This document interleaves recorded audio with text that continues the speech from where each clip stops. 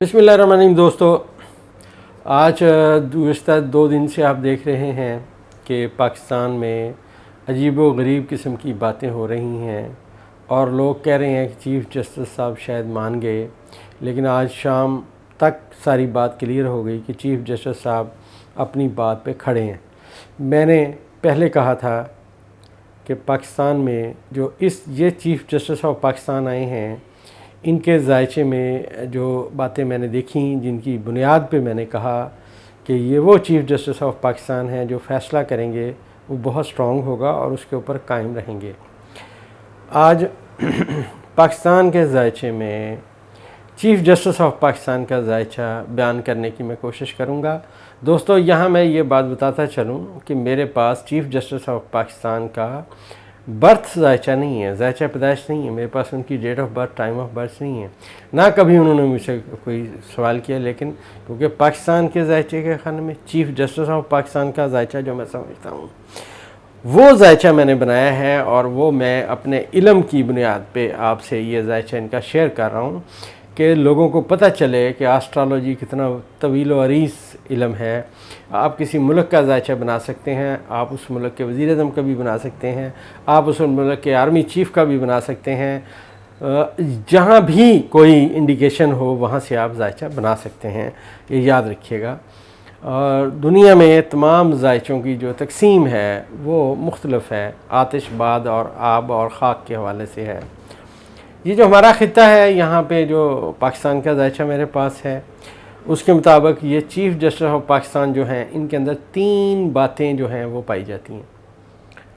और 3 बातें मैं समझता हूँ कौन कौन सी शारगान बयान कर रहे हैं कि पहली बात ये है कि चीफ़ जस्टिस ऑफ पाकिस्तान आम लोगों से ज़रा डिफरेंट किस्म के बंदे हैं, अपनी मेहनत और अपनी काबिलियत पे यकीन रखने वाले बंदे हैं। और बुनियादी तौर पे अगर हम इनको गौर से पढ़ें इस ज़ायचे में कि ये कैसे आदमी हैं, तो ये एक इंतहाई शफ़ीक, मोहब्बत करने वाले और अमन के ऊपर यकीन रखने वाले बंदे हैं। इनके अंदर दोस्तों हर वो बात पाई जाती है जो बंदा कभी किसी से लड़ाई झगड़ा हरगिज़ नहीं चाहता, बल्कि वो हर बंदे की हेल्प करने के लिए तैयार रहते हैं। और ये उन लोगों में से हैं जो कभी भी ख़ुद नुमाई नहीं करते, बल्कि इनकी ख्वाहिश होती है कि इस दुनिया में जहाँ ये रहें, जहाँ जिन लोगों के अंदर रहें, जिस मुआशरे में रहें, ये वो लोग हैं जो अमन चाहते हैं, कानून पे अमल पैरा होना चाहते हैं और दूसरों से भी सेम यही चाहते हैं कि हर बंदा उस कानून पे, उस आइन पे अमल करे। और हरगिज़ मतलब इनको वो बात नहीं है कि ये तैश में नहीं आते, बल्कि ये दलीली बात करने की जो सिमत में इनकी आदत हैं। कभी सतही बात नहीं करते, बल्कि ये बड़ी गहरी और सोच समझ वाली बात करते हैं।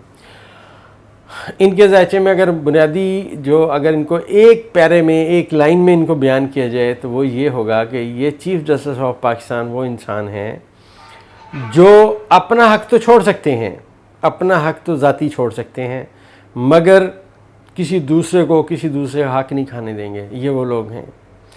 बेशक इनके अंदर सबसे बड़ी जो इनके अंदर लगन पाई जाती है, सबसे अंदर जो इनके अंदर ख्वाहिश सबसे ज़्यादा पाई जाती है, वो यही है कि आइन पे अमल हो, कानून पे अमल हो, कोई बंदा किसी को तकलीफ़ ना दे।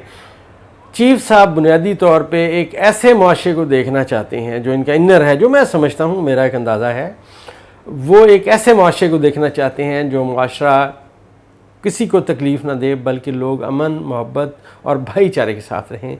ये इनका जो ज़ायचा है। इनके ज़ायचे में जो मुश्तरी है और जो शम्स है, मैंने अर्ज़ किया था कि वो उनके ज़ायचे के खाने में आ गया है और वो चीफ़ जस्टिस ऑफ पाकिस्तान को सपोर्ट कर रहा है। और आप ये देखिए कि उन्होंने जो फ़ैसला किया, कोई इधर उधर की उन्होंने बात नहीं की, कोई जज्बाती पन का मुजाहरा नहीं किया। उन्होंने कहा आइन जो कहता है उसके ऊपर अमल होना चाहिए, आइन जो कहता है उस पर अमल होना चाहिए।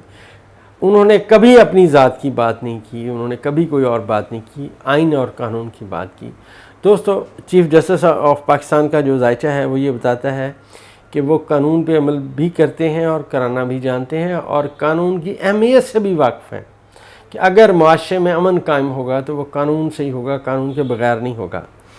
بنیادی طور پہ اگر ان کو پڑھا جائے تو یہ ایک مضبوط اعصاب کے انسان ہے۔ اللہ تعالیٰ نے انہیں بہت سوچ سمجھ اور بلند حوصلے سے نوازا ہوا ہے۔ ان کے ذائچے کے موجودہ سیارگان کو اگر ہم دیکھیں تو یہ انمٹ جو ہے وہ فیصلہ کریں گے اور تاریخی حیثیت ہوگی اس فیصلے کی، اور دنیا بھر میں ان کے ذائچے میں جو ان کے ذائچے کا 9واں خانہ ہے اس کو اگر دیکھا جائے کہ اس کا جو ستارہ ہے وہ آنے والے وقت میں مشتری کے ساتھ کران کرے گا اور وہ سورج کے ساتھ بھی کران کرے گا۔ تو اس سے میری یہ پریڈکشن ہے کہ 2 پریڈکشنز ہیں میری چیف صاحب کے ذائچے میں۔ پہلی پریڈکشن یہ ہے کہ ان کا یہ فیصلہ جو ہے یہ بہت زبردست پذیرائی ہوگی اس کو ایک۔ دوسری میری پریڈکشن یہ ہے کہ ہو سکتا ہے انہیں یونائٹڈ نیشن میں کوئی نمائندگی مل جائے، انہیں دنیا میں عالمی عدالت کا جج مقرر کیا جائے، اور یہ ان کا ذائچہ جو اس حوالے سے ہے یہ بڑا سٹرونگ ہے اور یہ مضبوط اعصاب کے آدمی ہیں، کبھی بھی کسی چیز کو اپنے اوپر حاوی نہیں ہونے دیتے۔ ان کے جو ذائچے کے مطابق ان کا جو نقطہ نظر ہے وہ ہے قانون، آئین لگا لیں اور اس کے ساتھ ساتھ امن اور بھائی چارہ، کہ سب لوگ امن کے ساتھ رہیں، کوئی کسی کو تنگ نہ کرے۔ یہ ان کے ذائچے میں باتیں ہیں۔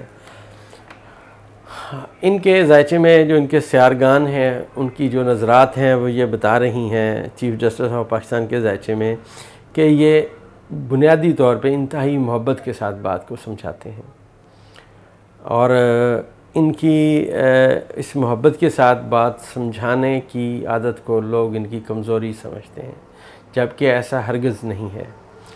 یہ ان کی دلی خواہش یہ ہے کہ یہ امن کی خاطر دنیا کام کرے، امن کے باشندے ہیں یہ، اور قانون کی بالادستی چاہتے ہیں، اور جو ان کی اصل جو اندر کی خواہش ہے وہ ہے کہ امن اور خوشگوار ماحول پاکستان میں آئے، اس کے لیے یہ سارا کچھ کر رہے ہیں۔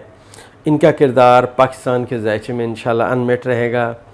آپ کو دوستو ایک بات بتاتا چلوں کہ میرے ایک دوست ہیں، انتہائی معذرت کے ساتھ میں ان کا نام نہیں بتا سکتا، ان کے 1-2 مسائل تھے جن میں وہ بیچارے پھنسے ہوئے تھے، تو مشکلات بڑی ساری آئیں، تو مجھے ملتے جب بھی تو مجھے یہی بات کہتے ہیں کہ یار یہ میری مشکلات کبھی کم ہوں گی یا نہیں ہوں گی، کیا مسئلہ بنے گا، میں کہاں تھا اور کہاں پہنچ گیا۔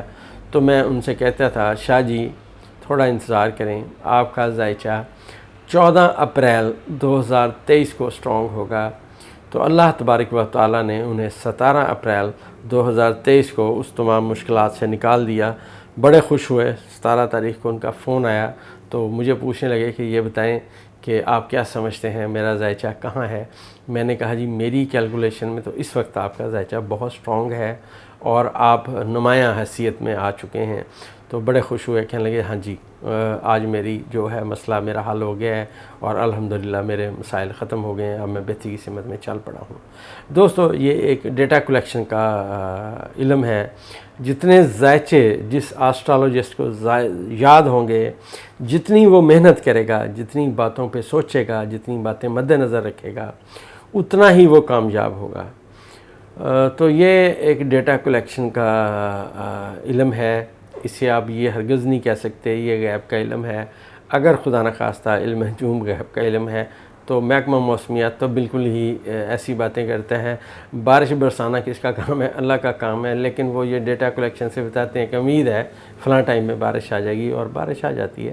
یہ ایک اسی طرح کا ہمارا علم بھی ہے، لیکن دنیا کا سب سے قدیم ترین علم جس کی قرآن شریف میں آپ کو ہسٹری ملے گی وہ علم نجوم ہے۔ تو یہ آنے والے وقت کے لیے پریڈکشنز کرنا، اس کے لیے تیار ہونا، لوگ کہتے ہیں یہ سب غلط ہے، شرک ہے۔ آپ یہ بتائیے جب آپ کسان جو ہے فصل حاصل کرتا ہے تو کچھ گندم وہ اپنے لیے الگ رکھ لیتا ہے کہ یار میں اگلے سال کاشت کروں گا۔ تو یہ جو اگلے سال کے لیے وہ کاشت کرتا ہے پھر وہ ایک خاص دنوں کا انتظار کرتا ہے۔ اس خاص دنوں میں جب سورج وہاں پہنچتا ہے، گرمی کی شدت وہ ہوتی ہے تو وہ اپنی وہ فصل کاشت کرتا ہے اور اسے فائدہ اٹھاتا ہے۔ اسی طرح یہ علم ہے، ڈیٹا کلیکشن ہے، سورج چاند ستارے کدھر ہیں، ان کی موومنٹ کیا بتاتی ہے، اندازوں کا علم ہے، کوئی حرف آخر یا غیب کا علم نہیں ہے۔ حرف آخر صرف اللہ تبارک و تعالیٰ کی ذات ہے، ہم تو ہمیں چھوٹے موٹے ڈیٹا کلیکٹر ہیں، غلط بھی ہو سکتے ہیں، اس میں ہماری کوئی وہ نہیں ہے۔ تو دوستو گزارش یہ ہے کہ عید آنے والی ہے، اپنے ارد گرد ہم اپنے قریبی عزیزوں کا خاص خیال رکھیں، سب کے لیے دعائیں کریں، میرے لیے بھی دعائیں کریں۔ اللہ تعالیٰ ہم سب پہ کرم و فضل فرمائے، آمین۔